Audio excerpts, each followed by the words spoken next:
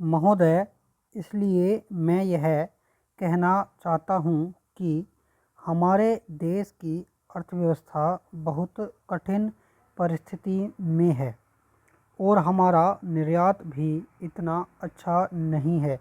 वित्त मंत्री महोदय, आप वाणिज्य मंत्री रह चुके हैं और आप निर्यातों की कार्यप्रणाली से परिचित हैं। निर्यात आयात से कम है। आयात और निर्यात के बीच कोई बिल्कुल संतुलन नहीं है। ये कौन से क्षेत्र हैं जिनके विदेशों में कार्यालय हैं? वे अंडर इन्वॉइसिंग का सहारा ले रहे हैं और वे अपने लाभ और कमाई का भाग विदेशों से ही रखते हैं, और जिनके विदेशों में कार्यालय नहीं हैं, ओवर इन्वॉइसिंग का सहारा लेते हैं और अपने काले धन को बिना कोई कर दिए सफ़ेद धन में बदल रहे हैं। ऐसा इसलिए हो रहा है क्योंकि आपने निर्यातकों को कर से छूट दे दी है। प्रत्येक सरकारी विभाग में इस बात के मामले हैं कि खाली माल डिब्बे विदेशों में भेजे गए हैं। हवाला कांड के माध्यम से काफ़ी मामलों में काले धन को सफ़ेद धन में बदला गया है। ये कर योग्य स्रोत थे। इन स्रोतों से आपको आयकर और निगमित कर की वसूली हुई होती, लेकिन ये चीज़ें पहले की तरह लगातार जारी हैं। यदि आप विचार और हिसाब लगा सकते हैं तो कृपया इस बात का हिसाब लगाएं कि विभिन्न मंत्रालयों, निर्यात घरानों और अन्य संस्थानों के इस तरह के स्विच प्रबंधन के कारण राजकोष को कितना नुकसान हुआ है। यदि आप इसका पता लगा सकते हैं और उन्हें पुनः प्राप्त कर सकते हैं और इसे बंद करा सकते हैं, तो मुझे विश्वास है कि आपको संसद सदस्यों को उनके अधिक धनराशि मांगने पर देने में कोई कठिनाई नहीं होगी। महोदय, न्यूनतम वैकल्पिक कर के प्रश्न पर मुझे आश्चर्य होता है और सच पूछें तो मैं वित्त मंत्री के इस तर्क से सहमत नहीं हूँ कि यदि कंपनियाँ अपनी लेखा बहियों में अधिक मूल्यह्रास राशि का प्रावधान करती हैं तो उन्हें कम भुगतान करना होगा। क्या हम चाहते हैं कि और अधिक मूल्यह्रास होना चाहिए?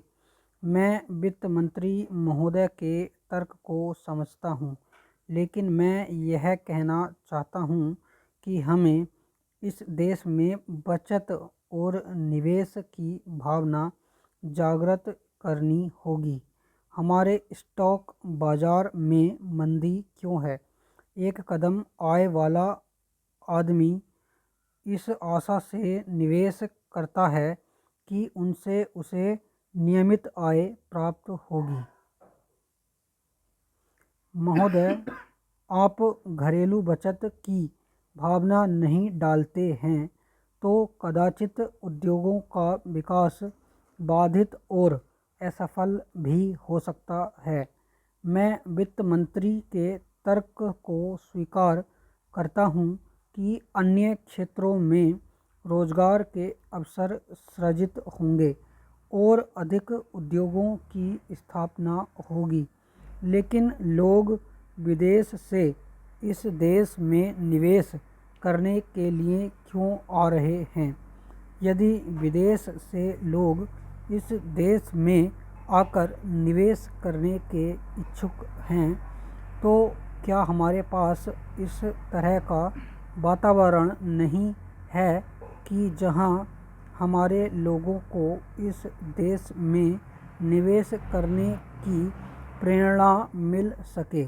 यदि ऐसा है तो और यदि वे कुछ कंपनियों में निवेश करते हैं तो उन्हें इससे कुछ लाभ भी होना चाहिए। इस हालत में यदि उन्हें लाभांश या बोनस के लिए आयकर देना है तो वे कर का भुगतान करेंगे। महोदय, इसलिए मेरी राय में निवेश के लिए स्वदेशीय प्रेरणा कम हो रही है। यही कारण है कि घरेलू कंपनियां नुकसान उठा रही हैं और उन्हें नुकसान होता ही रहेगा। इस देश की अर्थव्यवस्था के सबसे महत्वपूर्ण क्षेत्र कृषि को हानि उठानी पड़ रही है। आर्थिक सर्वेक्षण में यह उल्लेख किया गया है कि वर्तमान में कृषि के विकास और कृषि उत्पादन में कमी आई है। कतिपय राज्यों जैसे पंजाब और अन्य जगहों जहां से हमें केंद्रीय पूल के लिए खाद्यान्न प्राप्त होता है, पहले ही परिपूर्णता की स्थिति को प्राप्त हो चुके हैं।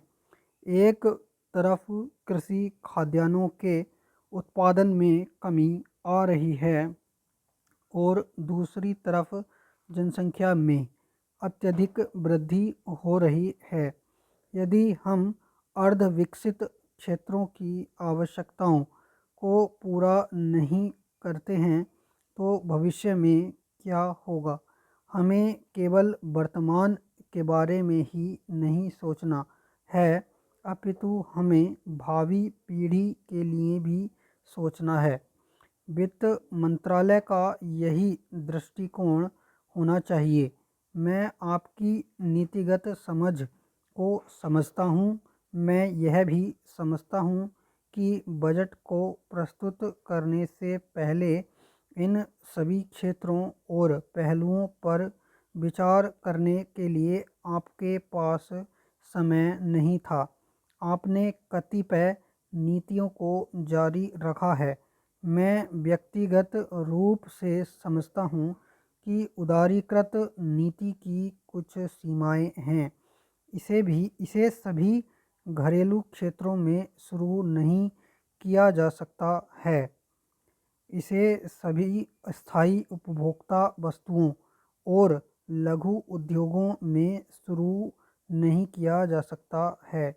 इसे आधारभूत ढांचे में शुरू किया जा सकता है।